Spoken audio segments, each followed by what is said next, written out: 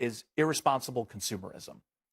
There are a lot of Americans, I think, and I know some, my friends do this, rather than go to the grocery store and stock up for what they need that week, they order DoorDash or Uber Eats and pay massive premiums for convenience and then say, you know what, I'm going to skip the next meal because I can't afford it.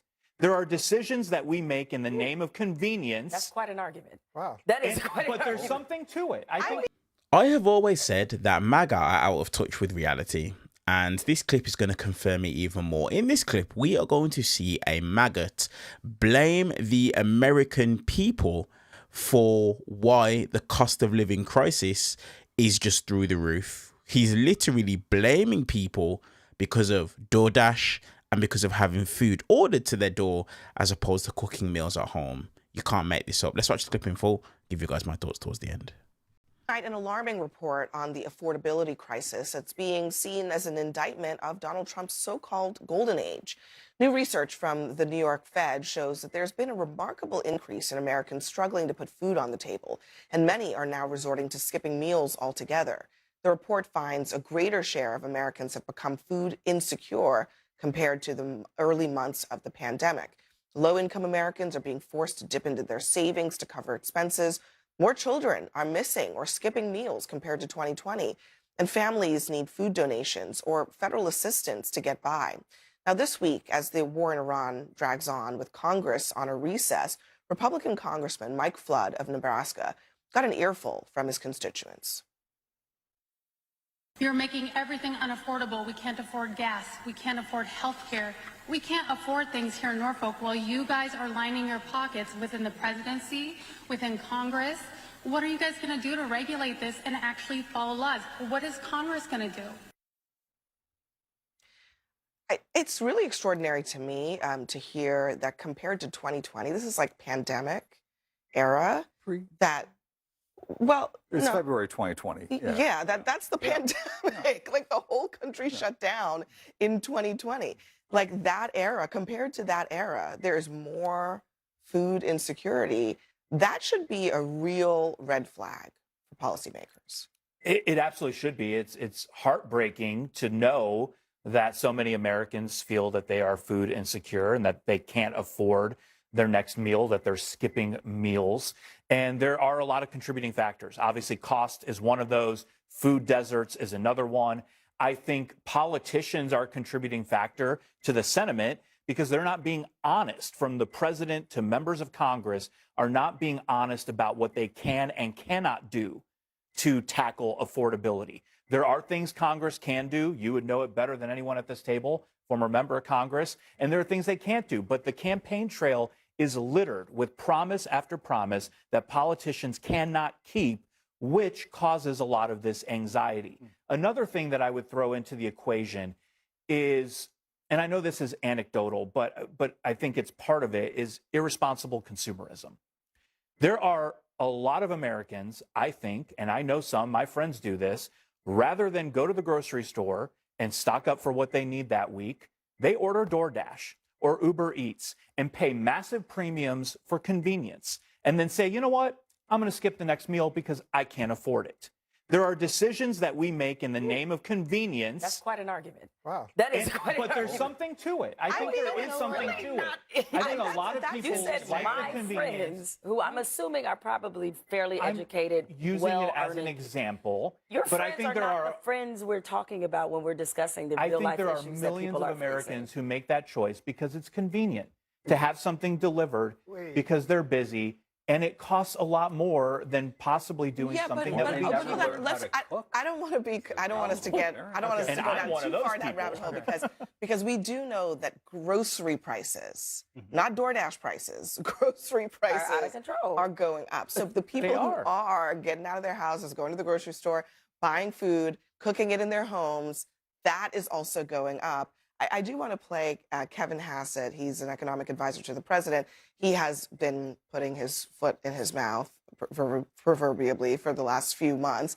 Here's what he said recently, once again, about the state of the economy. I think that we should see very quickly energy prices, gas prices go back to where they should be. And the thing that I've seen when I look at credit card data and other things that I can get for the private sector is that while people have been spending more money at gas stations, they've been spending more money at everything else, which means that they're still very, very optimistic about the state of the economy. Maybe this is where Pete's theory and the rest of this converges. But I'm sorry, but like it seems to me that people spending more money on everything is not something to be smiling about. Yeah, I have a very hard time making sense out of what you were just laying out there, especially when I consider what the administration spent most of last year doing, which was waging wars on essentially the price level by trying to increase the tariffs across the globe.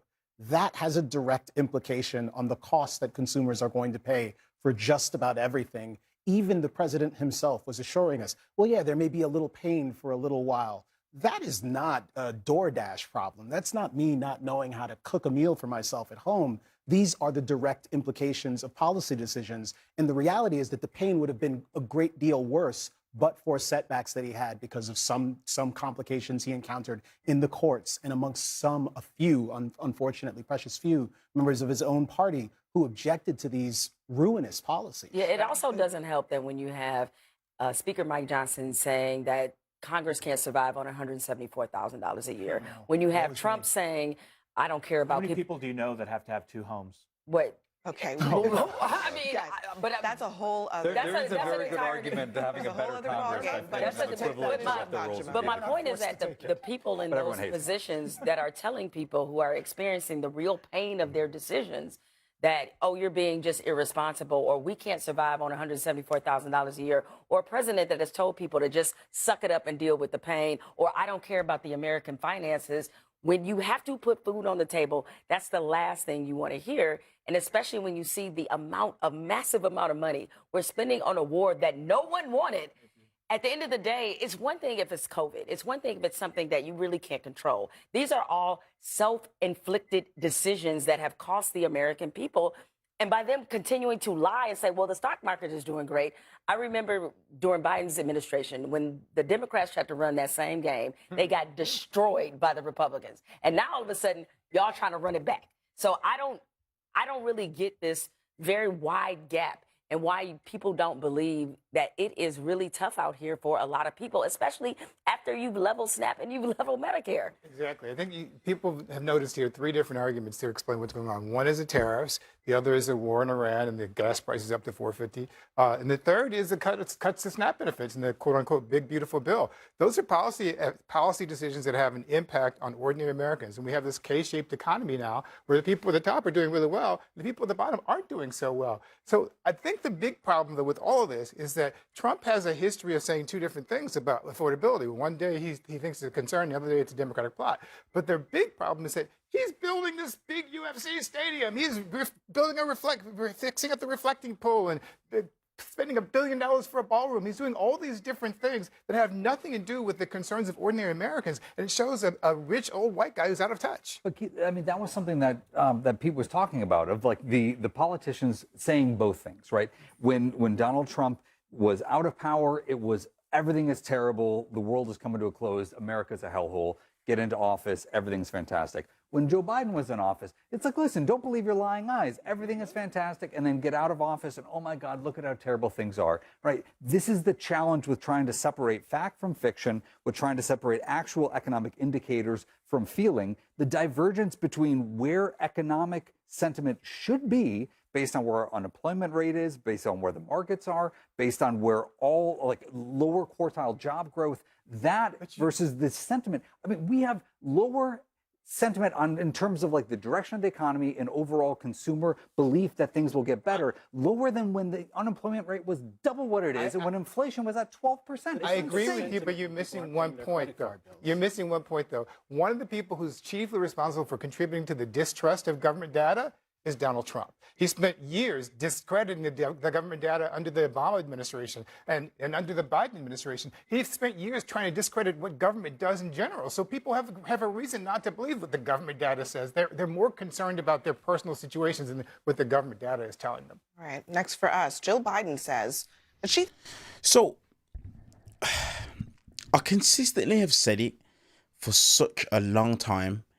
These people, and when you listen to when they talk, this is the reason as to why, unless you're a millionaire, a billionaire, or someone who makes high multiple six figures, you have absolutely no reason whatsoever to be voting for the likes of a Donald Trump. Hell, you could even say the Republican Party if you really wanted to go that far.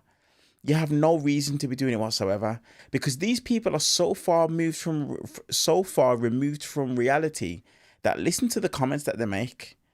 A Republican really sat on television and had the gall to say that people are struggling in this economy because they're ordering DoorDash and Uber Eats. Like, how far removed from reality can you be? How out of touch can you be as an individual? But that's the reality. Mike Johnson saying that people are struggling on, politicians are struggling on a six-figure salary. Like, what are you even thinking? Donald Trump, all the things that it is that he says, affordability is a hoax made by Democrats. Of course, these people are going to think like that. I'm not even sure what the individual's name is. Ken, he's always on Ken something, I think. When he's on Fox saying, you know, credit card use is up, but people are spending more money elsewhere. Like, these people don't know nothing about living a normal life. They don't. And that's the reason as to why they can't relate to what it is that the average American is going through. They can't. Because they're millionaires, they're billionaires, they don't go to the grocery store. They're probably not filling up their own vehicles. They're having staff do that for them. They cannot relate to what's happening and to what's going on. So the fact that it is that a Republican, like, let's really think about that. Even if that's what he was thinking, he thought it was a good idea to sit on national television. Well, you can call it international because I've seen it and I live here in the UK. He thought it was a good idea to sit on television and say something that was going to be shown all around the world, blaming people struggling to live on Uber Eats and DoorDash. This is the reason why voting for these people never, ever works. And it just makes no sense. Absolutely embarrassing behavior. Let me know your guys' thoughts in the comment section below. Do the usual. Give the video a thumbs up. Hit the subscribe button. And I'll see you guys in the next one.